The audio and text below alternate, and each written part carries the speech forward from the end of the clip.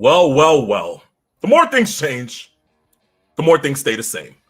Ladies and gentlemen, boys and girls, children of all ages, welcome, welcome, welcome to episode 26 of the phenomenon known to mankind as Saturday afternoon's main event. If you have made it here your first time, welcome.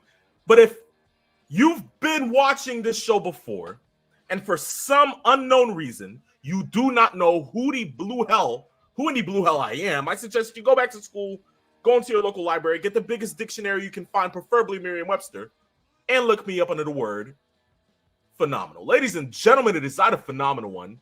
And here on Same Today, we have a lot in store for you guys. But without further ado, let's go ahead and get to our co-hosts.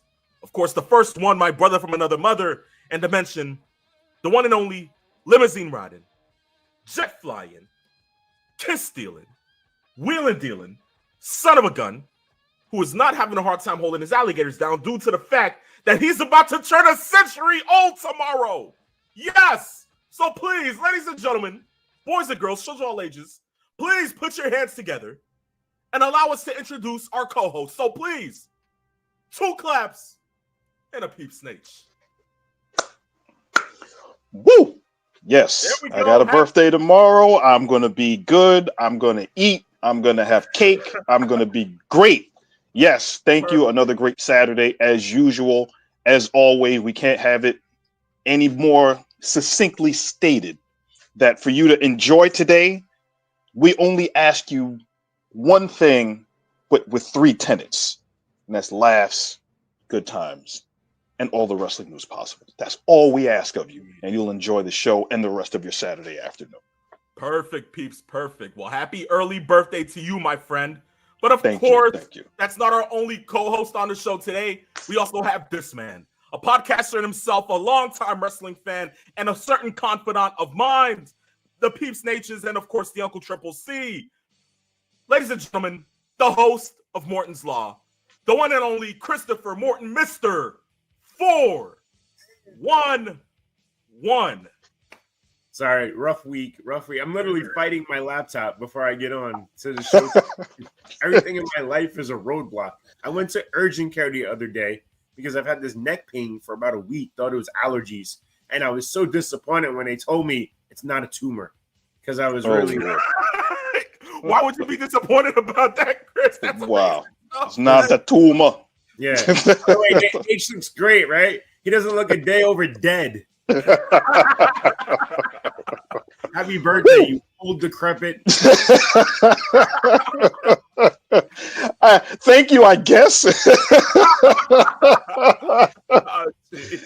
Yes, it's going to be a great show, guys. Oh, boy. Indeed, it is going to be a great show. Yes. So, look, ladies and gentlemen, boys and girls, if you're tuning in today and this is your first time once more, welcome. If you're watching us on Twitch, Twitter, or YouTube, we appreciate the love. We appreciate the support. Go ahead and continue to reshare it. Go ahead and show it all to your friends. Repost it on social media platforms. And just do what you do best to continue to make Saturday afternoon's main event the one-stop shop for professional wrestling news on a Saturday afternoon.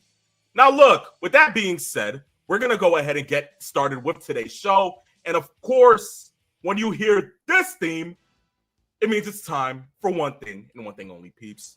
Look, you're 999 years old. I think for 1 second, you'll be okay with this. It's time for Wrestling Crash Course.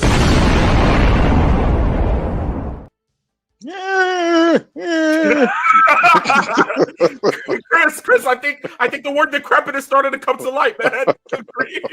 He's short-circuiting. Short-circuiting is insane. It's insane. Yes. But with that being said, yes, it's time for Wrestling Crash Course, ladies and gentlemen. And with the first piece of news today, I think it's pretty odd that we have to go ahead and get into something like this due to the fact that I wouldn't say it's bad, but this is really happening. Okay, I think we have to talk about it then. I don't need no ministry coming after me. So look, ladies and gentlemen, here's what it is. There might be a new face in the WWE creative room. And that, my friends, is one and Mark Calloway, also known to many as The Undertaker. Dead Man Creative Incorporated back in session, ladies and gentlemen. Chris, we'll start with you. How do you feel about this? Well, I mean, just as somebody who had been in the business for 30 plus years, I mean, the knowledge is clearly there to do something like this. The question is, what direction is his mindset? What does he really like to see in the ring? I mean, I'm sure old school applies here. So maybe more technical stuff, perhaps, with a little mix of the brawling.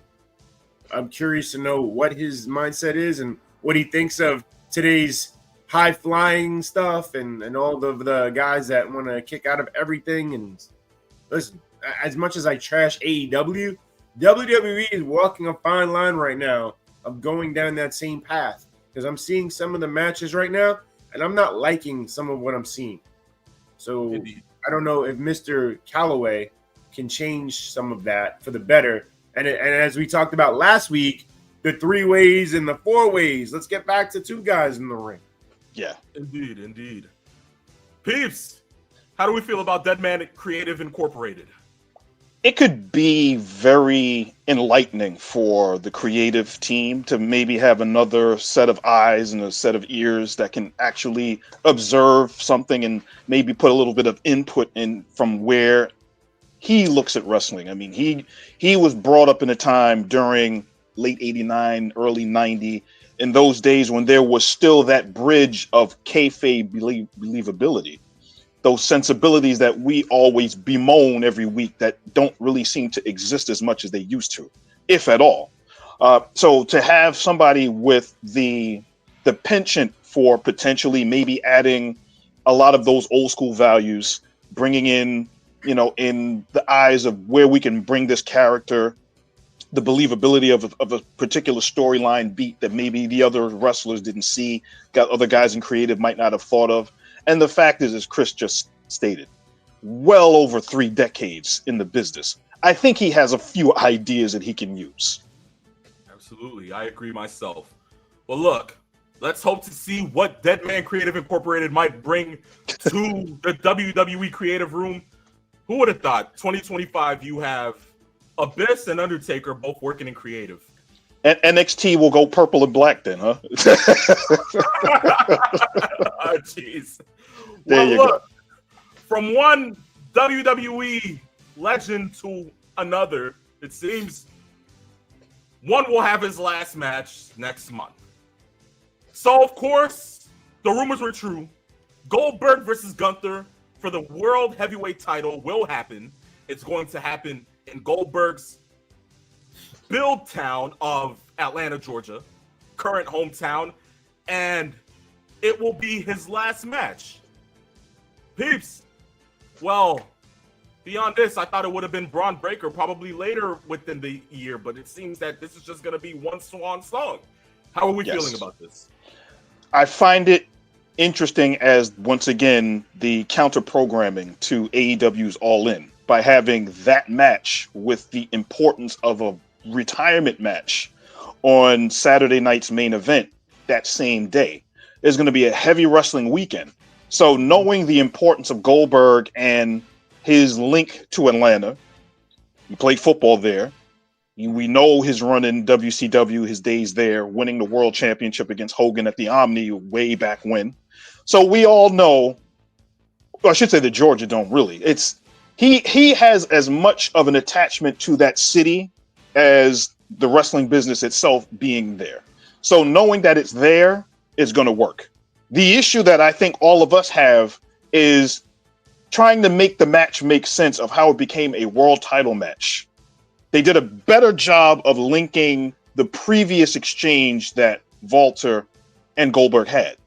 But still, if it's his retirement match, this isn't like Sting where he's going to win the championship and then leave. That's not going to happen. I agree. Chris? Okay, I don't know how this is going to work because, look, let's be honest. It's not Goldberg, it's Oldberg, okay? This guy looked terrible when he came out against Gunther. He was limping. He even did an interview that I had sent you guys where he talked about people criticizing him. And he's like, well, I am old. Well, what does that mean? So what are you capable of in the ring? What kind of match can they even have? Will this be one of those quick matches that like he had with Brock Lesnar? Was that in Saudi? Where was that? No, Survivor Series. That was the Survivor Series. WrestleMania. Well, what about the match that I hope that they booked the match the way that they did with Goldberg's last in-ring match, I believe was against Bobby Lashley. At SummerSlam. That was actually a pretty good match for the 5 minutes or so that it was. Is it going to be something like that? Yeah, it has to be something like that because this guy can't do much. He cannot do much. It has to be quick. Gunther's going to have to carry the hell out of this. I predict, several botches. Let's hope not. It doesn't look so bad. But, I mean, clearly he's not going to win. It's just how they go about with the finish. And Goldberg, if you noticed, when he got out of the ring after the whole interview and the promo was done, he almost looked like he was limping on his way back up the aisle. So I don't know if he's hurt himself during training. It's just his age, whatever it is. Nate, he said that in the interview, the thing I sent you guys. Yeah. He just said, he says, old, that's it. Yeah. 58 years old, by the way. 58. Yeah, sweating bullets, heavy breathing, walking down to the ring, not even a full-on power walk, and it's just like, well, damn. Yeah, I don't think this is a great idea. I don't know how this can look good. Yeah. Indeed. They can present it well, and that's what the WWE usually will do well, and they will book this. I'm just going to be interested as how Jesse Ventura and the rest of the broadcast team are going to announce this match. Is Jesse coming back again after his debacle last time? I think so. I haven't heard anything about Jesse being attached to it, but I would assume I don't know if I like Jesse anymore. Listen, don't get me wrong. Legacy was great to hear him again, but sometimes when you hear too much of it, it's not good. Indeed. Well, look, from there, we move to another thing that happened this past week on Raw. Liv Morgan is injured. Dislocated shoulder. They said that she's out for 6 months. She had to get surgery for it. Of course, this ruins plans for whatever she probably had at SummerSlam. This ruins the potential feud that she was going to have with Nikki Bella going into Evolution. And look, we might not see her till Royal Rumble, if we're being for real here. So, Chris, what is the idea now? Where do we go from here? I'm not sure, but I want to state this. I love Liv Morgan, what she's become. Her character is tremendous. It's so good. I mean, she does a great job in everything she does. She looks like a trashy crack whore, but in a good way. In a good way. Yeah. So, I mean, it's unfortunate what happened in the ring. It was really a fluke accident. Like Rich lost it. I'm not sure you want to drink water while we're doing this segment. She's a crack whore. How's that? Oh, good I already swallowed my water. Oh my God, Chris! Good grief! Oh no! Listen. Again, all the praise. Not even joking around about praising. She's that good, and she'll be missed. I don't know what direction they're going without her, and what they do with the tag titles. So, I know you guys mentioned that. Was it? There's a history of people being injured with having. Oh, yes. Yeah, between Liv and remember Jade Cargill, or you remember Dakota Kai and Sonya Deville. We remember the split that happened with Naomi and Sasha Banks over the tag team championship. The lack of a push that Sasha wanted for the teams. Like, we sacrificed singles gold to put these belts over. So the issue seems to be it's like a jinx or a curse or some bad juju or something, because it seems like either people that win those tag team championships, they either get hurt, they get cut, or they get buried. And I think that's kind of one of those things that a lot of people are looking at now. And Liv's injury really reshuffles what they were going to do at Evolution, because she was going to have a very high profile match on the card with Nikki Bella. And eventually, I'm sure that she was going to probably at least be involved in some part with a lot of the other matches there, just by virtue of her being on the card. And they're going to have to reshuffle that entire Premium Live event just to see what they do going forward. But she's been going very well. MVP on Raw for the women's division for the better part of a year, even going back to last year's WrestleMania, the World Championship run that she had, Judgment Day. She's going to there's going to be a huge void on Raw because of her being off TV. Absolutely. But next, I'm sorry to cut you off. Next person up, because look at how deep that roster is, right? When you bring everyone up from NXT, like Vacker, Roxanne Perez, everyone's going to get a chance to shine because it's so deep. And not to say anyone's happy about her being hurt, but now someone's like, hey, I get an opportunity. Yeah. Exactly. And I think Roxanne Perez will probably be the immediate beneficiary of that roster spot being there by virtue of what they're doing with her in the Judgment Day already. Now they can kind of accelerate what she's going to do within that faction until Liv is ready to come back and reclaim her spot, so to speak. Absolutely. And she can still be in backstage vignettes. It's not like they have to put her off TV completely. Yes. No, you're right. Have somebody chiming in the chat. Of course, it's the Wolfie on Twitch. Says hello, guys. Salute to you, my friend. Thank you for going ahead and watching us. Hi, guys. Hi, guys. You got to get the hi, guys, from Chris. You got to. Always. But from there, we go ahead and move into the world of All Elite Wrestling. And if you watched Dynamite this past Wednesday, you would know that MJF got some crazy heat, man. Oh, MJF goes ahead, walks out in Mexico in red, white, and blue, beyond everything that's going on in this world, okay? The same show that Brody King shows up and has an abolished iced tea on. So, of course, we can see how the people are trying to blend with the community, right?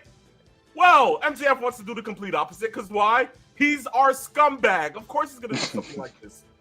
But, furthermore, he goes ahead, takes the mask off of Mystico. Of course, everybody... What? Yes. I'm sorry. Especially after last week, what did he call him? A sloppy ass Sin Cara? Yup. Takes the mask off of Mystico. Wears it and all. And from what we hear, he goes up and gets confronted by a couple of fans outside his hotel in Mexico about the whole ordeal. Well, look at that, ladies and gentlemen. Kayfabe is somewhat making a comeback. Yes. Peeps, your take on this. MJF is the last link of what old school kayfabe heels do to generate heat. He is literally the human embodiment of a heat magnet. Every single possibility that he can use, everything in his toolbox that he can to get over as a dastardly heel, he will do. Whether it's throwing a drink on a child in the front row of a crowd, whether it's cursing out somebody at a fan convention, or taking the mask off of a Mexican wrestler in Mexico on television. And it took another wrestler that had a mask to put on Mystico while this was going on. He knows how to draw heat. He knows to what extent to draw heat. And in another country, it was perfect. And we've heard stories of other wrestlers going and doing these kinds of things and literally being confronted by fans with weapons. That's the kind of heat we don't hear about as much anymore.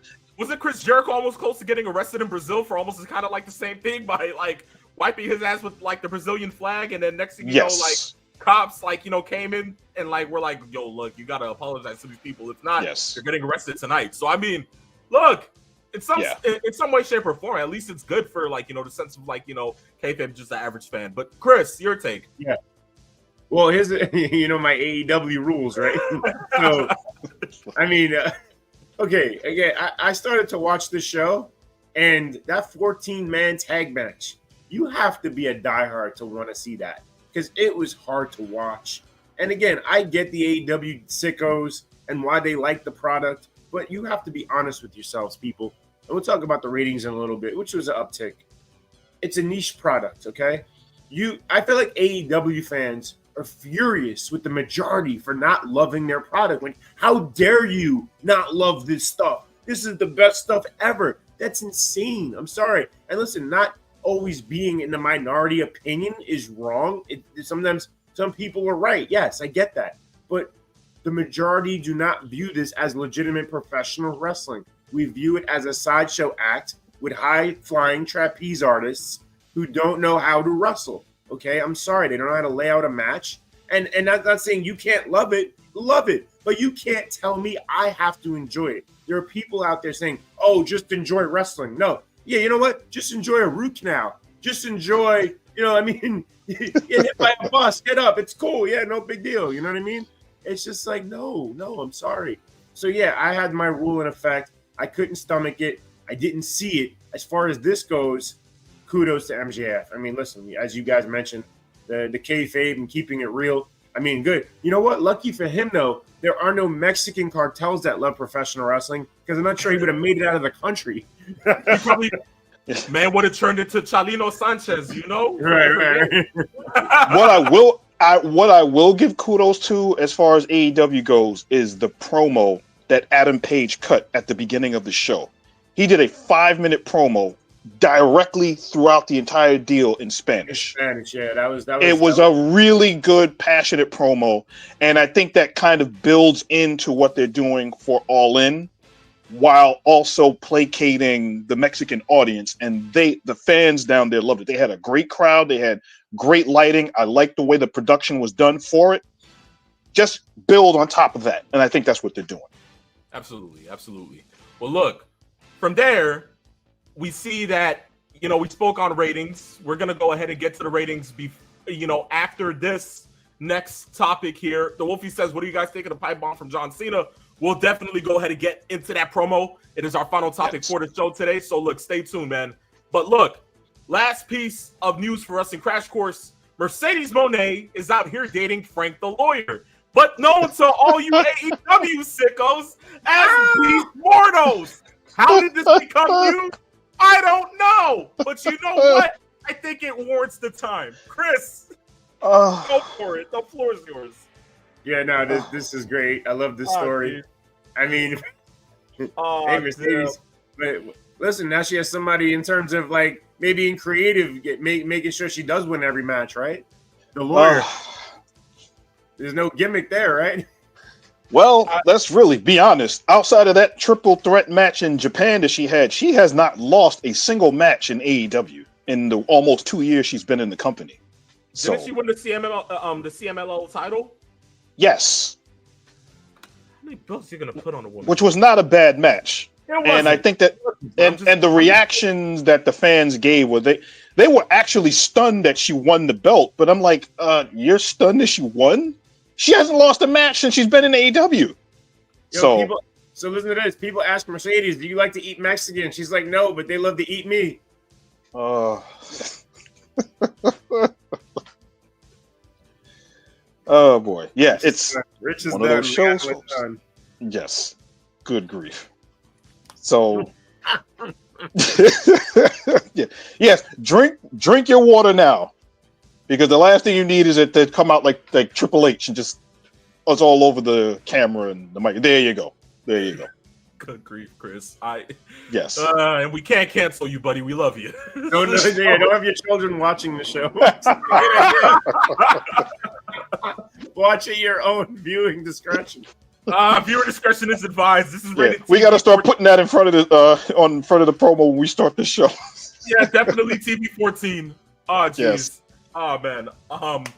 Well, look, with that being said, This marks the end of Wrestling Crash Course. If you guys want to keep with all the latest social media news and updates in the world of pro wrestling, all you got to do is one thing and one thing only. Follow us on Instagram at Saturday Afternoons _ main event.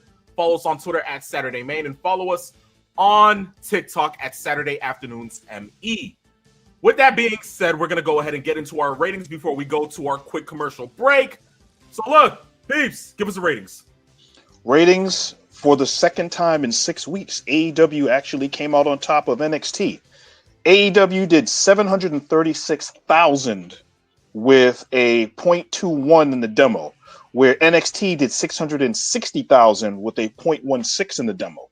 NXT is up from what number? What did they do last? Excuse me. AEW is up from what number? AEW they were at 597 last week. And they went up to 736. And they went up to 736. And I think it was the allure of knowing that they were going to be in Mexico for Grand Slam. That audience went up. And we all know that wrestling, whether it's WWE or AEW, the Hispanic community loves their professional wrestling. Yeah. So they're going to have a huge uptick if they know that their branding, whether it's CMLL or if it's going to be AAA, are going to get featured. They're going to come out and watch. And I'm sure a small percentage of that increase also had to do with the NBA Finals. I know we talked about that last week in terms of what percent of the AEW audience does watch other sports. And I would attribute that to maybe 50,000 people-ish. So roughly. The rest of it was definitely the concept of being down there and seeing that event. Yes, for sure. Yeah, so that's in the demo and in the viewership. That's about a 24% uptick from the week before. So if that, now they have to continue this knowing that they're going into All In to at least keep that there. I hope for their sake that this is not just a momentary blip and then they go back to 610, 599, something like that. If they can stay at 630, 650, maybe stay at 700 the next couple of weeks, then we can say, okay, they've got their audience back. I can definitely see that happening due to the fact, peeps, that look, the Stanley Cup final and, Game 6 was literally on Thursday. So that whole Wednesday was pretty much taken up with nothing pretty much on TV. And with that being said, people had time to actually focus on pro wrestling. So and they went the extra half an hour. And they had announced it. They didn't say, well, we're going to do Collision afterwards, whatever was the case. They actually went to 10:30 East. So. Exactly. And, with the finals actually coming down to a close, tomorrow? It's, it's kind of said that, okay, look, we're going to go ahead and get some time back to this. I genuinely think so. It seems that Chris is probably having technical difficulties, as always, in one, or he's probably just getting canceled by the wrestling gods. Who knows? But you see, fear not, because even if you might cancel his laptop, the man still has a phone, ladies and gentlemen. Look at that. Yes. And they're canceling his Wi-Fi. Only Mr. 411. Only Mr. 411. But look, he's in complete darkness. kind of like Uncle Triple C, just drowning the light out when it comes down to AEW, right? That's just what happens. But look, with that being said, that marks the end of the first half of Same, ladies and gentlemen. When we come back from break, hopefully Chris's technical difficulties don't still infiltrate him within being a part of the show. But we'll have our questions, and then of course our final topic for today: John Cena's illustrious pipe bomb from last night's SmackDown. John Cena. Yes. John Cena. Shout out Santina, right? Yes. But look, stay tuned. Do not go anywhere, ladies and gentlemen. The second half of Same is coming up next.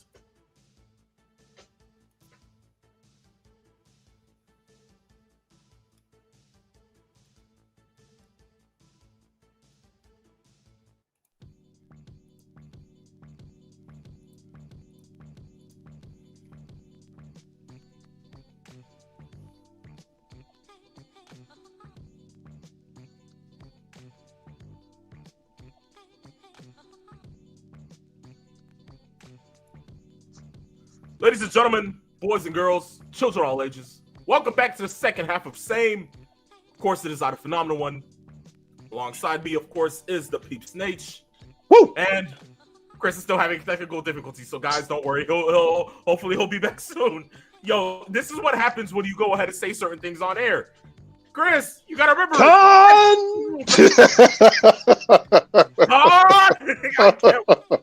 There you go.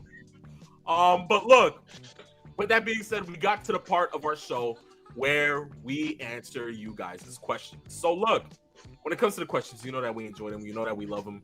Whether you're sending them in live, or we're going ahead and answering them from the ones that you sent before. If you want to be a part of that group, all you got to do is one thing and one thing only, guys. DM us on Instagram at Saturday_main event. Send in the question, and in the words of the wrestling god, WWE Hall of Famer JBL, I guarantee we'll be on the next episode of the show. Peeps, first question today comes from the one and only Master Sean 007. He says, greetings, gentlemen. It seems like we are in the beginning stages of a heat wave. Stay cool, everyone. And speaking of cool, which wrestlers had the coolest wrestling nicknames that you guys can think of? Peeps? Okay. Well, obviously, Nature Boy is one of those. I'm not gonna. Oh, of course, yeah. Nature Boy's one. Yes. The Dead Man, the Great One, the Rattlesnake. The Cerebral Assassin, the Viper. Those are other good ones. The Best in the World, the Tribal Chief, the Brain, Bobby Heenan. The Eighth Wonder of the World. Yes. The Ninth Wonder of the World. The Total Package. The Heartbreak Kid. The Macho Man. That's a good one. Chris, do you have an idea? Jeez, and they're still canceling Chris, guys. It happens to the best of us, man. Yes. Jeez. I can't use that one. But to the Attitude Era people. Yes. The Ass Man. That only to those who understand. The Big Stone Val Cold. Yes. Stone Cold being one of the great names out there. The Hitman. Yes. So I mean, the Rabbit Roll. Let me stop. I digress. Well, there we got the first one. There we go. First one of today, right? There we go. Yes. But from there, I guess that marks the end of this question. Master Sean 007, thank you for that one. Next one comes from Long Island Isaiah. He says, word on the street is that Matt Cardona and Nick Nemeth was Cena's way of saying Matt and Nick Jackson, alongside Claudio Castagnoli being CC Colt Cabana. Do you guys buy that? That's good observation. I would not be surprised. Chris, how do you feel about this? This is a good take. They're still trying his Wi-Fi, guys. Yeah. Man comes in perfectly fine. Now they're trying his... Chris, what's going on, man? Freeze frame. I think that's what's happening right now. Oh, jeez. Chris, yeah. Let us know Well, hopefully he'll be able to clear that up and we can get his opinion on that. Absolutely. But Peeps. when we really get into that pipe bomb, it's going to be... It's among some of the most fun stuff we've seen in a while. I guarantee you that. Yes. Indeed. And I see a lot of people just crapping about it online, within the last... Why? I don't know. Peeps, professional wrestling fans never know what they want. I mean, isn't this like, contrary to belief that, they will have, they will enjoy nostalgia. They will enjoy some of these certain things that comes with, like, loving pro wrestling. When in reality, they don't. They just care about going ahead and sitting there and saying to themselves, oh, well, you know what? This was trash. This was trash. I didn't like this. They need to do better with this. And then, cycle continues. It never changes, peeps. Neither will it ever change. But look, with that being said, we're going to go ahead and get into that. This marks the end of the questions here, ladies and gentlemen. Once more, you want to be a part of that action? One thing only. DM us on Instagram at Saturday_main event. Send it in. It'll be on the next episode of the show. Now, look, peeps, once more. Final topic today, right? We said this. We've been talking about this for the last 12 hours. I remember just sending a message to you the minute it got done being over. And I was just in awe for a quick second. And I was like, oh, wait, this is what we're doing? This is really what we're doing. And they did so well with it that I was just like, oh, I was genuinely taken aback. But peeps, look, 14 years ago, somewhat of the same scenario, right? Yes. You had a John Cena versus R-Truth match. Yeah. Which ended with Truth going over, winning the match. And by way of CM Punk interfering with it, CM Punk gets on a stage during Monday Night Raw and cuts, if not the greatest promo of his career. Yes. Fast forward 14 years later, John Cena has a match with Ron Killings. He ends up. I can't get over that Slim Jim table. Oh, good grief! I digress on that one. Geez, second one of the day, right? Yes, yes. How nice. But yeah, peeps. So goes ahead, loses the match because R-Truth wins by DQ. Then when CM Punk tries to infiltrate into the match, instead of Cena going through the table, now it's Punk, and Cena goes ahead and flips the pipe bomb on CM Punk. Peeps, as much as anything happens in professional wrestling, one thing's for certain. The nostalgia factor of this was great. Yes. But when you look at the in-depth psychology of it, it was even greater. Yes. Now, peeps, your take on the promo to begin. First and foremost, I find this is the reason why full circle storytelling in the long game works, because if you can reference something that happened that's pertinent to the reason why a feud exists today, and you link it back to something that happened, say, a year ago, 2 years ago, yeah, that usually does really well. But if you can link it to something that is 14 years ago next Friday, because that's when the infamous pipe bomb was dropped, there are so many ways that this hits, because the story beat is John Cena is trying to ruin wrestling. Not only is he trying to ruin wrestling, but he's also trying to stick it to the fans who don't know what they want. The fans that didn't have Cena's back now want his back because he finally did something that he wanted to do years ago that was not allowed to. Now he's peering back the curtain. He's trying to show you what it's like, breaking the fourth wall, so to speak, and referencing the pipe bomb. And in his words, he allowed CM Punk to be in the position that he's in because he's the one that, quote unquote, allowed the pipe bomb to actually exist. Yeah. And there are so many different things, different comments that CM Punk had to absorb after he went through that table. And the one that I think everybody's talking about is, as we talked about during the comments, was the reference of the fourth wall breaking. With John Cena sitting on the top rope and literally going ahead and naming people that are no longer in the company anymore. I think that's where it hits the realism aspect of it. Claudio Castagnoli has not been in WWE in what, about 4 years? 5 years almost. Yep. Nick Nemeth is in TNA. He's been out of the company for almost 2 years himself, a little over a year. I find it genuinely interesting that you blend all of that stuff in there. And a couple of the points that he made, which makes the most sense. One of the things that he said, he called Punk the best BSer of all time, which is the inverse of what Punk has been basically calling everyone else.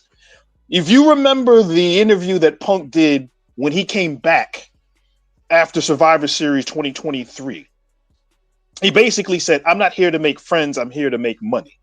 Yep.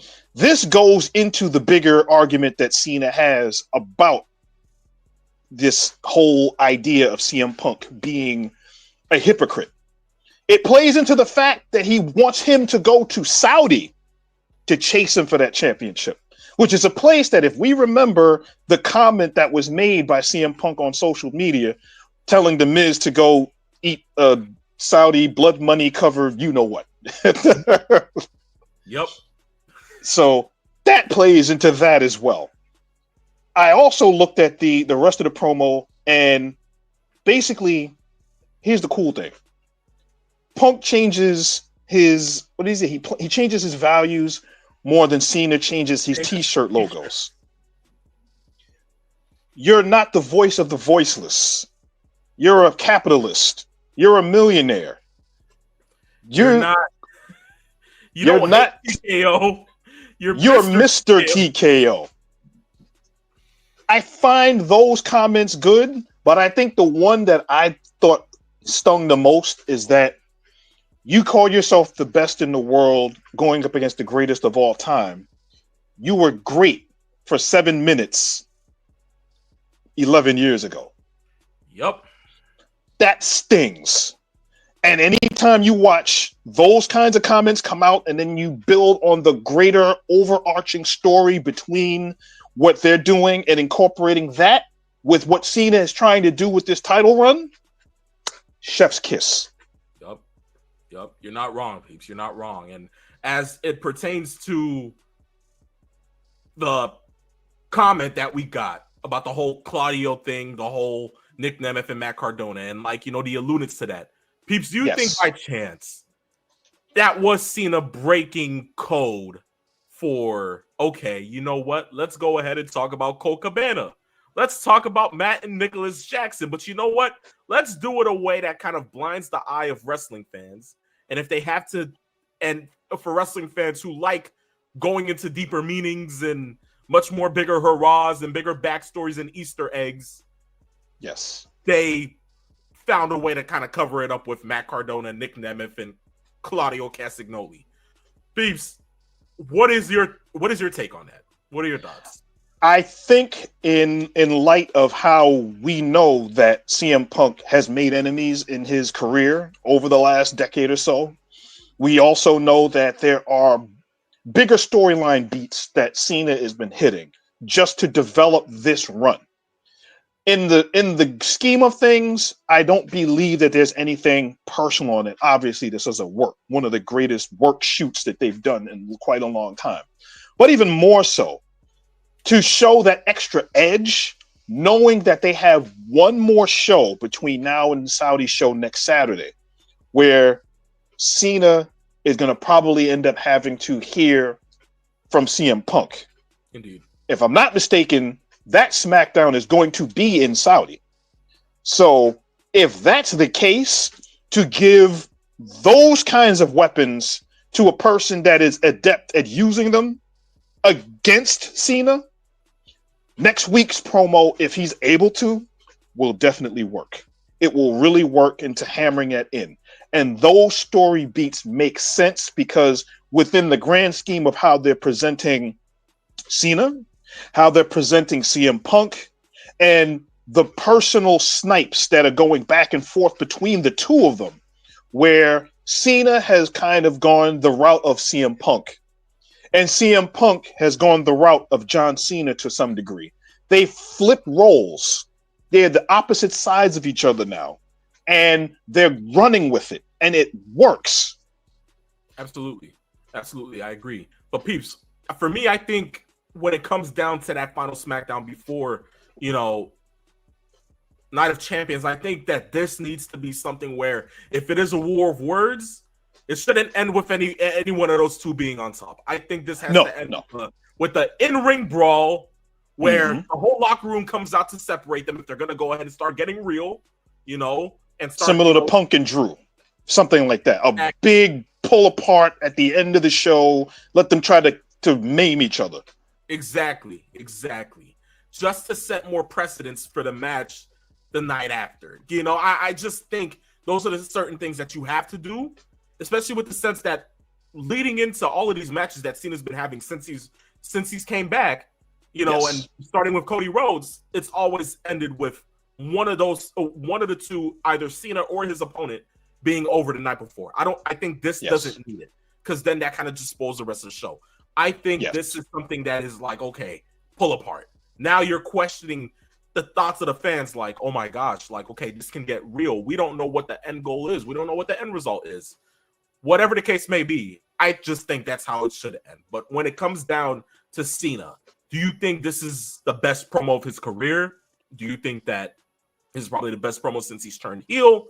And do you expect that this is the Cena that we're going to continue to get towards the end, to the end of his retirement? I don't think we're going to get this Cena for the entirety of this run. I think there's going to be a mea culpa at some point where he's going to be culpable for his actions to some degree. He has to, to some degree placate the fans. some outside entity, something is going to help him change his mind towards the fans. Because if you really think about it, the fans themselves, even with the vile thoughts that came out of the mouth of John Cena, they still cheered him. And he looked at the crowd and said, "Thank you." And they stood on their feet and cheered for him.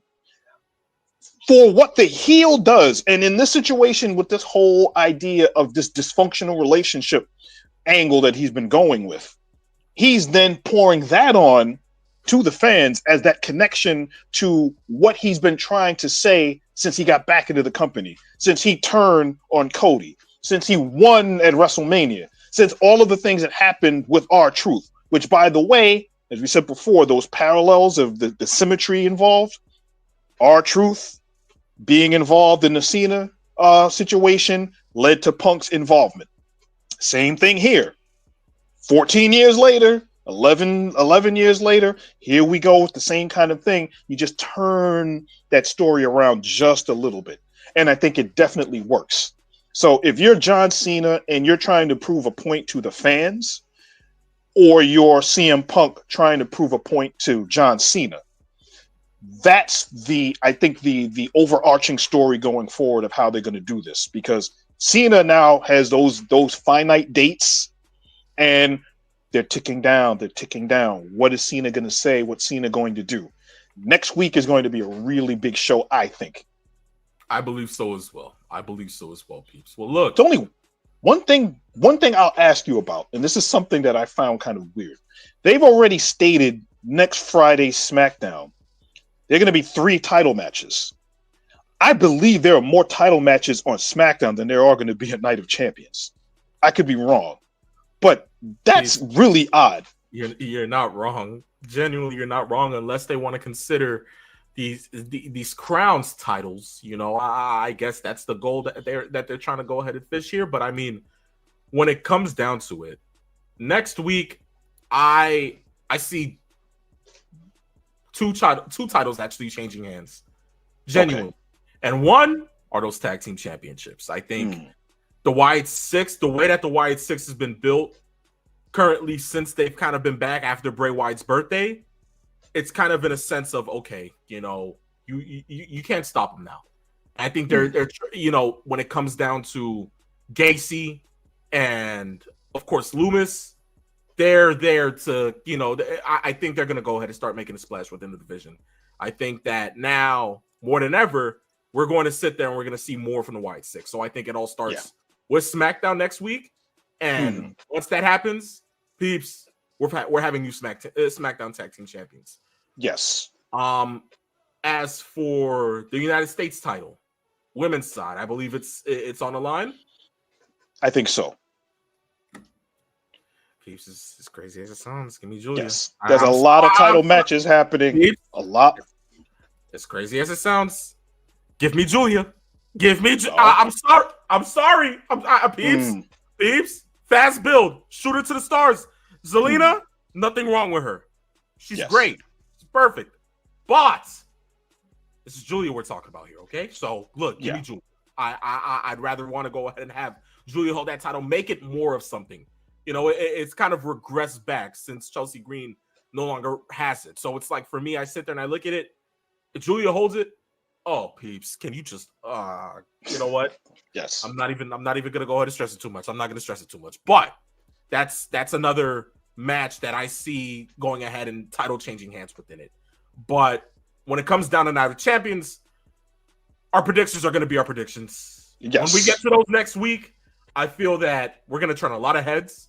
We're going to get a lot of questions asked of why, how. When it comes to our king and, you know, when it comes to our King of the Ring, I think we both know who's about to win that. And when it comes to Queen of the Ring, who knows? Maybe a shocker or two. But we'll only know that for next week. As for this week, ladies and gentlemen, boys and girls, children of all ages, this marks the end of Saturday afternoon's main event. Look, we showed up, we broadcasted, that's it, right? But within the sense that this is same, we want to say thank you to all of you guys who watched with us from the minute it hit noon We want to thank you guys for the love, the support, reposting, liking, sharing, whatever you did, whatever you continue to do to make Same what it is. We appreciate you guys and we thank you. We'll see you guys next week for episode 27. Of course, with all of our predictions for Night of Champions and any of the wrestling news that might get a kicker out of us this week. But, ladies and gentlemen, boys and girls, children of all ages, always remember that this is Saturday afternoon's main event. We're at a phenomenal one. And I, the Peeps Nate. And of course, for Mr. 411, Christopher Morton, where we came, we saw. And in the words of the great Paul Heyman, send us home, peeps. Send us home. We conquered. We conquered, ladies and gentlemen. Yes. See you next week for episode 27. Phenomenal one. Peeps Nate. Absent, but here, Mr. 411. Yes. Peace. Love. And farewell.